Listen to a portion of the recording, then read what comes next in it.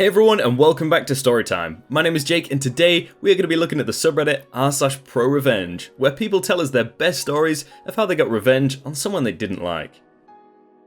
Don't poop on your own doorstep. So this one's been happening over the past few months and it's hilarious. So I live on a little street with about 7 houses. We're the only student house in the area, and so we're often a target for people looking to make quick money by blaming us because they think it's easy to get us into trouble. This lady thought wrong. So I'm walking back from university when I'm accosted by a middle-aged woman in her dressing gown and slippers. Hey you! I stop because I'm trying to be polite to the neighbours. The locals have a local hate students group who vandalise student property to try and make us leave, so I tend to overcompensate to make our household look good. Hi, how are you? You vandalised my car! Are you seeing the irony here? I cross the road to where the dumb woman is stood, and where her car is parked, and ask, pardon? You dumb woman, did you not hear me? I said you vandalised my car! She was really trying to sell that I vandalised her car when I was on the other side of the road, and she knew that. I'm sorry? I think you've got the wrong person. The dumb woman points a huge scrape down the side of her car, and I wince. That poor thing must have been beaten up pretty badly, but I had nothing on me that could have inflicted that much damage. I explained that the bin men destroyed my moped, still in for repairs, so they might have caught her car too, and her eyes light up. A moped? I nod. So you're the little brat who parks on my drive? Our house has a big driveway, enough for 4 cars, and is, obviously, right outside my house. So I tell her no, that I haven't been parking on her drive, especially because my bike was destroyed and has been gone for over 2 weeks. You're a liar! She's like spitting in my face at this point. I have photos of your bike blocking my drive from 3 days ago. That's why I was parked on the road, and that's why my car got totaled. Okay, I nod. May I see the photos? The dumb woman is all too happy to whip out her phone and show me the photos of what she proudly believes to be my moped. A fire engine red piece of scrap that, to be honest, was well beyond saving, even before the bin men mangled her. Except, it isn't my bike. Ma'am, I hate to be rude, but that's a mobility scooter. Cue the screaming and shouting about how rude teenagers are. I'm 21, and how we university students always disrespect the locals. She tells me that I must think she's an idiot. I do, for thinking that she's wrong about my bike. She was.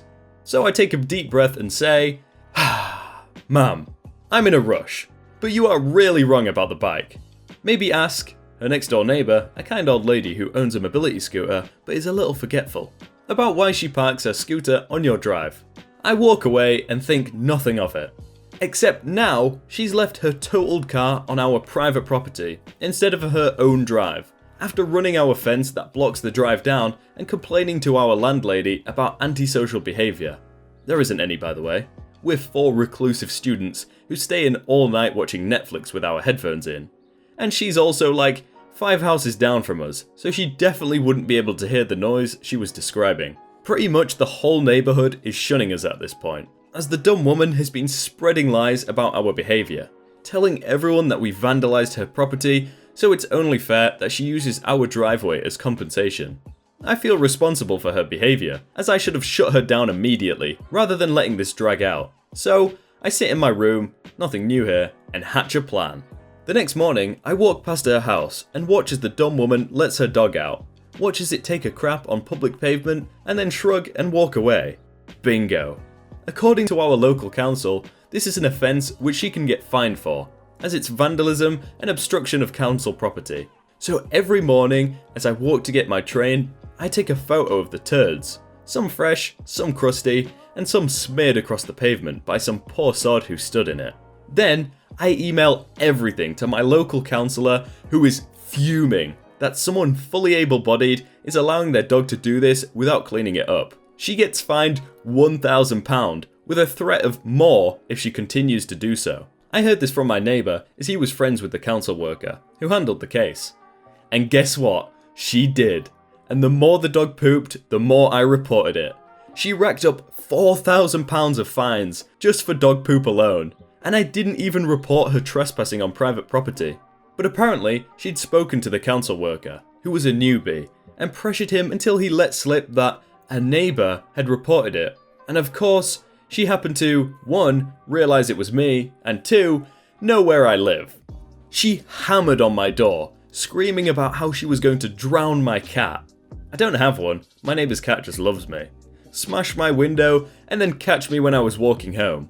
Now, my roommate is also a recluse. I've said in previous posts that he basically stays in his room and only leaves to go to uni or grab a beer and some food. But he is angry at the way this lady is screaming at me. He stomps downstairs, yanks the door open while she's mid-scream, and glares down at her. He's 6'7" tall and a rugby player, so he's basically a walking muscle. If I didn't know that he liked to cry at anime while hugging us on the sofa, I'd think he was terrifying. But this lady wasn't privy to this information. So she looks up at this angry, massive northerner and just trembles as he says in a very low, threatening voice, "You need to get off our property and take your car. If you so much as blink at my roommate and I hear about it, I'll not only call the council for the dog poo you flung on our driveway, but I'll call the police for damage to property and harassment. Now get lost, lady." Safe to say, she ran faster than I've ever seen her run. Last week I heard from the neighbour that the council worker had sold her car for scraps. She never got the thing fixed, just to pay off the £4,200 of fines she'd racked up. And every time I walk to the train station and see the mobility scooter parked on her drive, it feels like another little win. In my 35 years of being in sales and sales management, that was by far the most interesting performance review I have ever witnessed. I was working with B2B sales company. We sold services to companies basically. And this company had managed to hire the most incompetent, lazy, and jealous sales manager I have ever come across. We were a team of 5 salespeople and a sales manager. All 5 of us salespeople hated our sales manager for various reasons, but we liked her personally. I was the top salesperson on the team. I was sitting at 170% of my yearly objective and was well on my way to President's Club. This is largely because I was the only salesperson on the team with real sales experience, and the sales manager was too incompetent to train a team. So my VP came down for our yearly performance reviews and I was called in first. It was my VP and Mrs. B, short for not a nice lady. I was expecting a positive performance review. Right off the bat, Mrs. B hits me with, "Sting, you know our location hasn't been performing at objective for a number of years, and we suspect this is because salespeople are misrepresenting their daily work." I'm taken back. "Sting, I don't think you're actually doing what you say you are doing in your CRM. This is something that could get you fired." I looked at Mrs. B and I said, "Really?" She said, "Yeah." I hit her back with, "I'm shocked you decided to go this route." Mrs. B with a confident smile said, "We gotta do what it takes to get this location on objective." I said, "Alright, let's play a game. Mrs. B, pick a day, any day in the CRM, and let me prove to you that I went to all my appointments and did all my stops as recorded." "Well, Sting, I'm not saying you never go in the field. I just think some days you stay at home and put in BS notes about the CRM." I said, "Mrs. B, pick a day, any day. Pick a day you'd think I'd lied about my sales activities." So, Mrs. B picks a day. Now, I'm smiling ear to ear, and I'm heated right now. I notice the VP is smiling at me, and his head is slanted to one side. I suspect he knew Mrs. B was about to get absolutely owned, and he was right. So, she gives me the day, and I turn to the VP. "Mr. VP, are you aware of how Android phones work?" VP responds, "Enlighten me." I said, "By default, Android has location services turned on, and in fact, Google will track where you went and when. Naturally, I carry my phone everywhere. So let's compare what Google says I did that day to what my CRM says." So, I pull up my Google location services for that day, and surprise, surprise, it's a match. Mrs. B is obviously very concerned at this point. I said, "I'm actually quite enjoying this performance review. Let's pick another day, Mrs. B." Mrs. B fires back, "We don't need to do that." I turn to the VP. "Mr. VP, would you mind picking a day?" He says, "Sure, what about the 3rd of the 3rd? He pulls up my CRM. I pull my location services for that day. Guess what? It's a match. I then get ready to pull out the big guns. "Mr. VP, Do you remember company XYZ with a contract value of excess of 1 million that we lost recently? Yes, Sting, I remember. Apparently our competitor won them over on price. We can't win them all. Mr. VP, here is an email from their VP basically stating that they've decided not to go with us for our failure to provide 3 samples for them to decide on which product would work best for them. Sting, can you forward that to me? Sure, not a problem, Mr. VP. Forward it over.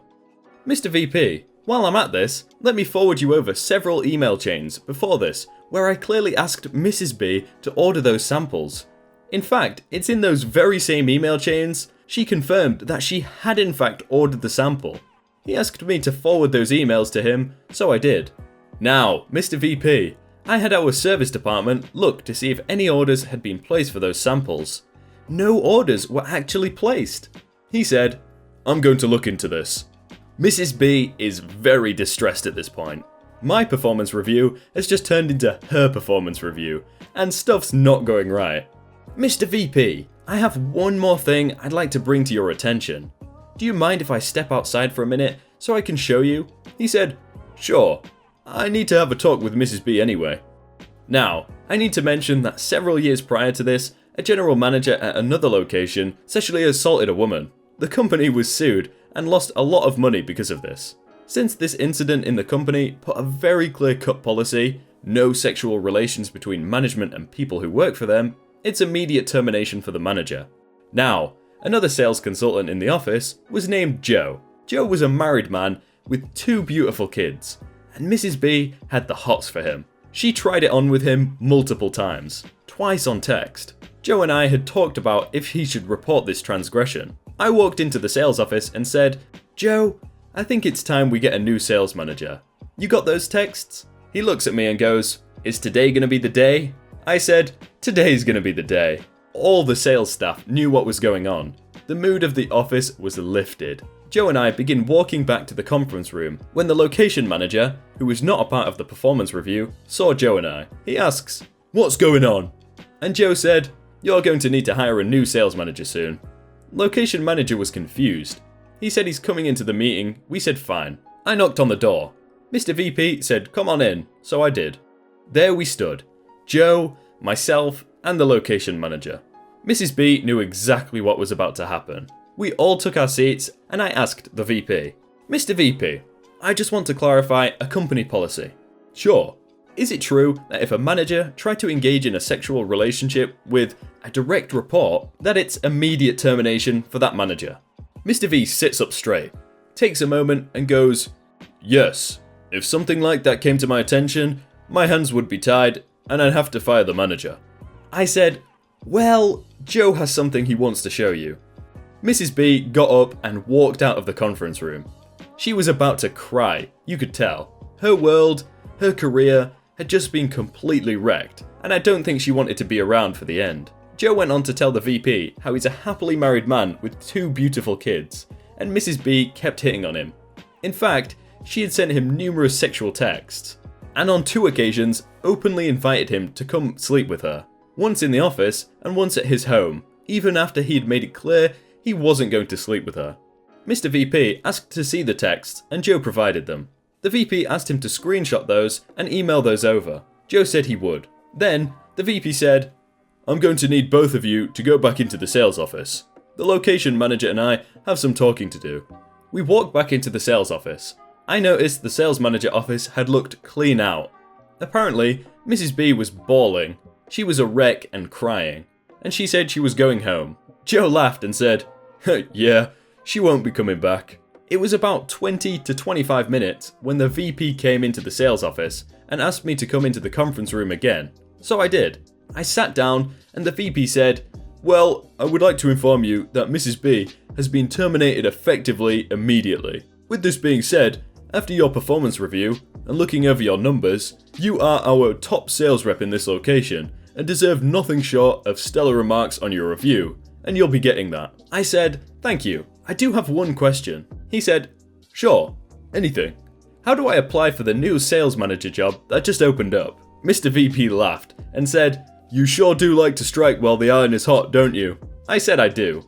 He said he would let the location manager know and I'd be able to put in my application. I thanked him and he said, "No, thank you.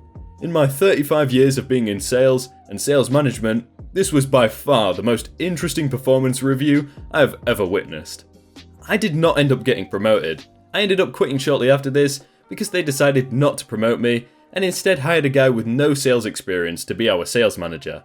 And this rubbed me the wrong way. Also, our service department sucked and couldn't deliver on what I was selling. And another company offered me more money. I just remembered at the start, they said that they liked her personally. So I can't imagine what they would have done if they actually didn't like her personally, oh my god. Hey everyone, I hope you're all having a really good day and that you enjoyed that video. If you did, remember to leave a like on it and subscribe down below if you aren't already, so that you never miss out on another video. If you want to check out some other videos, then click on screen right now or check out the playlist down below. But thank you so much for watching and I will see you very soon.